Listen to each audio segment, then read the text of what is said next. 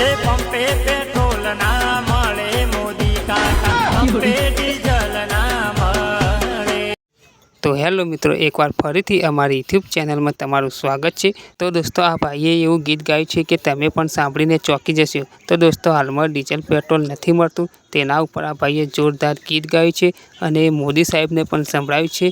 तो दोस्तों तमने आ गीत आखुं संभळाववानुं छुं, तो विडियो में एंड सुधी बन्या रहेजो अने चेनल में नवा होय तो चेनल ने पण सब्सक्राइब करी देजो अने सांभळो सरस मजानुं आ गीत।